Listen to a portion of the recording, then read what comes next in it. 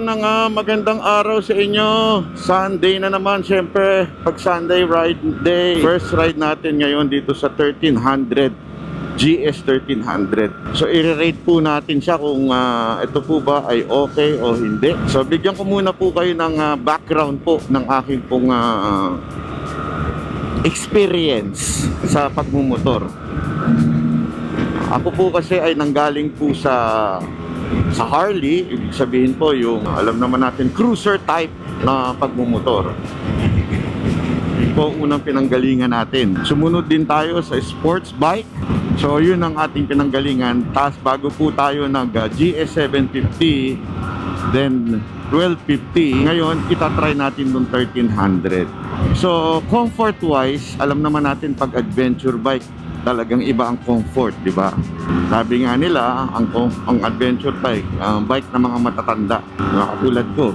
Ang problema lang sa 1250, yung bigat. Although, sabi nga nung iba, hindi mo naman bubuhatin yung bike, paandarin mo naman. Pag umaandar na, okay na siya. Wala nang problema. Ang problema lang talaga yung pag traffic at saka yung pag nabibitin ka pag pataas. Yun ang problema doon. Pero pag umaandar, hindi naman mabigat. Pero syempre, in-improve pa rin ng BMW dito sa 1300. Yung 1300 mas magaan. Although may mga nagko-complain na mas may muscle daw yung yung 1250, mas maskulado tignan. Ito kasi parang pinaliit ng konting-konti lang naman. Pinaliit at pinagaan. So parang siya, siguro dahil doon na-less yung mga bulk niya. Pero gayon pa man, maganda rin dahil magaan na siya pagdating sa mga stop and go na terrain o kaya yung daanan. Mas na siya, mas okay na siya. Hindi ka na natatakot. Isa pang maganda dito yung tinatawag na adaptive suspension. Pag umabot ka na ng 50 pataas, umaangat siya. Matic yun, nakaangat. So i-adjust mo lang yun, automatic suspension. So matic yun, nakaangat yung harap pag 50 pataas. Tapos pag babagal ka na 25 pababa, bababa na siya. Bakit? Kasi nga po, para pag pa-stop ka na, bigla siyang bababa, maabot mo na. Diba? Maganda. Meron pa dito yung indication dito sa kaliwa. Tingnan niyo, mamaya iilaw yung kaliwa. Pag may sasakyan sa kaliwa, kunwari, ito, ayan, unahan natin to. Ayan, makita nyo, may kaliwa, meron sa kaliwa. Ibig sabihin, meron ka sa blind spot mo. Galing, Dito rin sa kanan, meron din yan. Tapos meron din indication sa harap. Pag may sasakyan ka na sa harap. Kunwari, medyo napadikit-dikit ka. Ayokong gawin, baka mamaya biglang tumigil yun. Sabihin, makikita niya ngayon na meron kang harap, may signal dyan, oy, babangga ka na, ganun, gising na, tama na pag Facebook habang nagmamaneho. May ganyan tayo mga kababayan, yung mga gumagamit sila ng Waze habang nagmumotor. Hindi naman masama yun. Ang problema, minsan ayaw tumigil bago hanapin yung pupuntahan nila. Dapat tumigil ka muna bago mo hanapin yung destination mo. Ay yung iba, habang umaandar, hinahanap yung destination nila. Ang tawag doon, sabay-sabay. Kamote. Meron pa isang magandang features to yung adaptive naman na cruise control. Ibig sabihin nito, kunwari nag-cruise ka. Saan na ba ito? Ito. Kunwari nag-cruise ka. Alam mo na yung cruise control, di ba? So, pag inon mo yun, kunwari 60 ka, 60 ang takbo mo. Ang maganda sa adaptive cruise control, habang tumatakbo ka ng 60, tapos biglang bumagal yung sarap mo, mag-a-adjust ngayon siya. Hindi niya i-maintain yung 60, pababa ngayon yung cruise control mo. O, di ba? Ang ganda nun. Panalo. Marunong mag-adjust. Hindi katulad ng mga jowa at asawa nyo, hindi marunong mag-adjust sa inyo. Tama, mali. O, di ba? Ano kaya itong pindutan na to? Naka-cruise control na ako. Ayan na. Ayan. Biglang merong pumasok sa harapan ko. Diba? Na mas mabagal sa akin. So bumababa siya ngayon. Gets nyo? Ang galing o diba? Tapos bibilis siya. Bibilis na naman din itong natin. Nag-a-adjust siya, iga nga. Dapat 78 yung cruise control ko Kaya lang, dahil mabagal yung nasa harapan ko, bumabagal din siya. Ngayon, pag lumipat ako dito at wala nang sasakyan sa harap, bibilis na uli siya to 70. Wala akong ano, hinahawakan dito. Gets nyo? Gets nyo? Ulit. Uli. Cruise control natin. Ayan. Eh, kita nyo. Oh, 78. Oh, dapat 78 ka lang. Oh, yan. Diba? Naka-cruise control yan. Oh, ayan na. Oh. Eh, kaya lang mabagal yung... Wala akong hawak, ha? Nasa mabagal yung harap ko. Bumabagal din siya. Nagiging 73. 72. Oh. Pag nawala ngayon yung sasakyan sa harapan mo, pag bumilis yan, bibilis na ulit to. O, ayan, bumibilis kasi siya, bumibilis din ako ngayon. O, di ba? Ang taray na ang ganda nito, pang adventure talaga ho ito. O, pag inaantok talaga to. Eh kaya lang, si Banatbay ayaw ng ganyan. Gusto sumisingit. O, singit tayo, tingnan natin. O. Ayan ang adaptive singit control. May tatlong mode pa rin, 4 na mode ata, I think. Yun nga natin. Maraming mga modes to eh. Pero nasa road tayo. Ito yung pang city driving, urban driving. Ayan, Dynamic Pro. Ayun! Lumilipad to. Anak ng we. Ay, grabe. Ito, ang galit. Dynamic nito. Yung road nito, parang Dynamic Pro sa 1250. Yung tinatawag na parang medium nito, high na dun sa 1250. Pero itong Dynamic Pro, naku po, mas mahataw pa. Mukhang pwede na itong itapat sa sa mga sports bike oh. Grabe, nakakalula oh. Uy, wag kang ganyan. Wag kang ganyan, Banatbay. Easy. Meron pa tayong pinaglalaban para sa bayan. Easy. Baka majar-jar ka. Oh. Naiiwan ng kaluluwa mo dito. Pero easy lang, sabi nila. Baka mamaya hindi lang yung kaluluwa mo maiwan. Baka mawala pa. Pero grabe yung hatak ng Dynamic Pro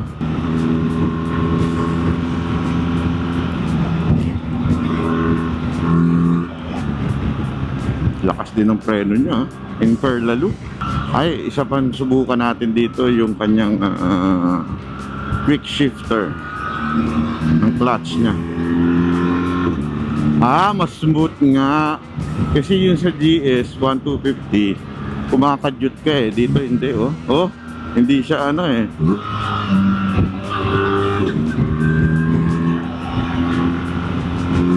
Iba nga. Smoother. Although not perfect as perfect. Ano perfect? Not perfect. Tulad ng mga nasa sports bike, yung Ducati ko dati. Kasi yung Ducati ko smooth talaga pagka lumipat eh. Pero ito smoother. Oo. Di ba? Hindi nyo ramdam eh. Oo. Oy, grabe na to. Ayoko na. Masyado nang mabilis. Easy. Pero actually sa totoo lang yung quick shifter, kahit nung nasa sports bike ako, hindi ko siya ginagamit. Ayokong sanayin eh. Para mas gusto ko pa rin yung mag-clutch. Kahit ba half clutch lang okay na. Pero kailangan talaga mag-clutch ka pa rin. Iba eh.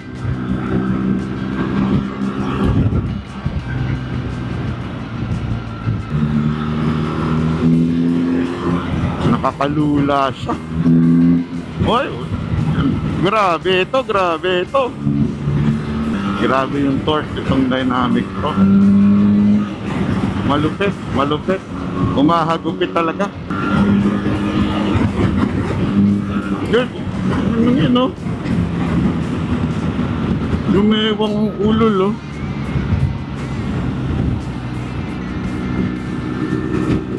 Pero ang galing nun Meron lubak na biglang nag-gewang, tas bumalik din sa gitna yung manubela ko. Malupit Did you see that? I didn't see that Low fuel na. Eto na, buti na lang.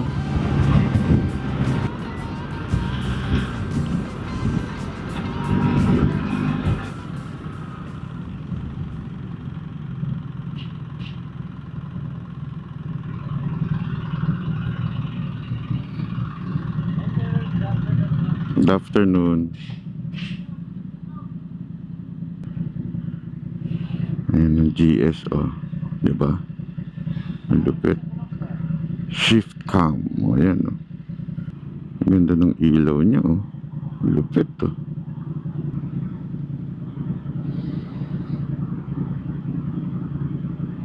From empty to full tank. Ayan natin. So more or less 1,000. Okay na. Sa'yo na suklay, kuya. Thank you. 8:01 p.m. Tapos na tayo mag-coffee ride. At eto na nga, pauwi na tayo. Alam mo, iba talaga. So would I buy this?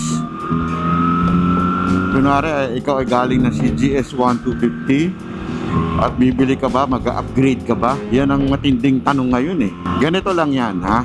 Kung ikaw wala ka pang GS 1250 at gusto mo talaga ng adventure bike, this is it, ika nga. This is it.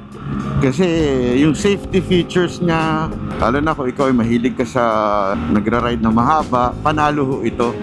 No question about it. Talaga nga namang the best itong 1300. Pero kung may 1250 ka na, medyo, ewan ko ha, mas ma-forma yung 1250, mas maganda yung ilaw, mas maganda yung laki, mas macho siya tingnan, mas bulky siya tingnan. Eto po, medyo mas lumiit ng konting-konti lang naman. Kung ikaw ay may pera, may extra money, bibiling ko to. Kung hari ganun. Pero siyempre ako wala akong extra money. Hindi muna ako mag-upgrade.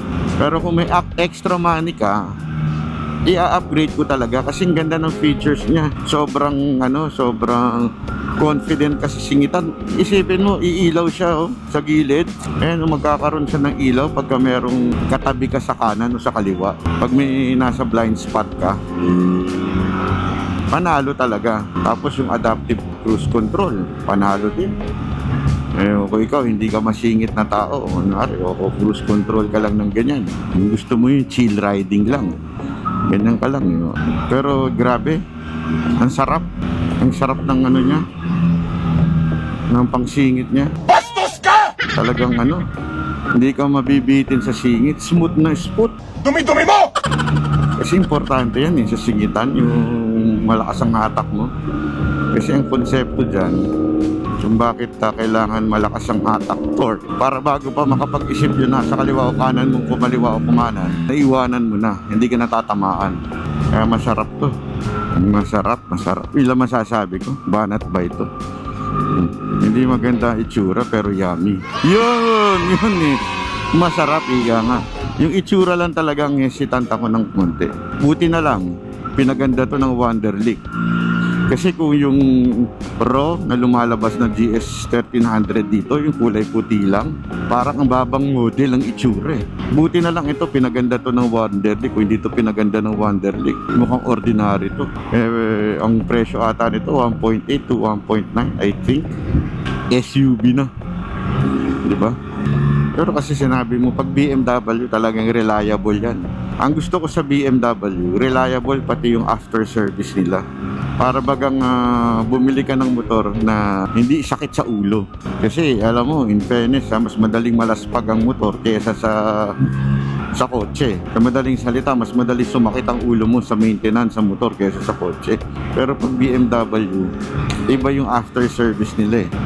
Although sabi nila mahal daw ang pa-service. Oo, pero hindi rin eh. Kasi may warranty. Yung GS1250 ko nga, tagal na. Pero meron akong pinagawa dun eh. Nasa warranty pa rin eh. Hindi naman sila ganun eh. Na mukhang pera, yung BMW. Hindi. Hanggang kaya pa nila ipasok sa warranty, ipapasok nila sa warranty yung sira. Kaya confident ka, ika nga. Ang ganda ng dito. Tsura dito. Pak! Kita nyo yan? Nasa green. Ito yung galit na hindi mo nararamdaman. Dahil sa para kang lumulutang. Actually, ang 1300 dinesign for off-roads. Kaya pinagaan, pinaliit. Kasi sa Euro ko pa, ginagamit ko itong GS 1250, ginagamit ko sa rough road o kaya yung off-road yung tinatawag. Yung masyadong mabigat at malaki, kaya nag-create ang BMW ng mas malakas pero mas magaan. Eto yun. Pero is it worth it to upgrade? Ako sa tingin ko, oo talaga. Kung may pera ka, upgrade mo. Pero not this generation. Kasi may balita, bali-balita lang naman po ito. May mga ni-recall na GS1300. Kaya aantayin ko muna lumabas yung pangalawa bago ko ibenta yung 1250 ko. Tapos kukuha siguro tayo ng ganito. Kung maliit lang naman yung difference Pero kung malaki difference, dili na. Bili na lang ko ng sports bike ba. Ngayon, banggaan sila. Sabi ko naman sa inyo, easy lang Easy garutay lang kasi. Huwag kayo masyadong madali sa buhay. Sabi nga, ride at your own pace. Ganun din sa pagmamaneho. Drive at your own pace. Dapat defensive driving ka lagi. Okay lang naman magmabilis. Ako, mabilis po ako. Pero pwede ka naman maging mabilis ng defensive driving ka pa rin.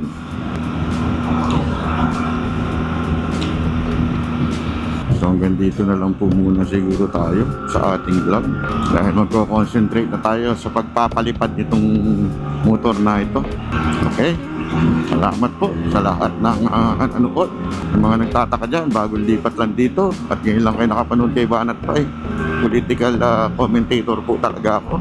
Pero minsan may mga adventure tayo tulad nito. Follow lang kayo, subscribe pagkat ninyo ang Real Talk Review. Yun.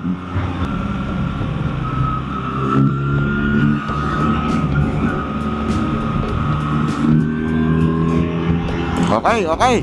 Babu.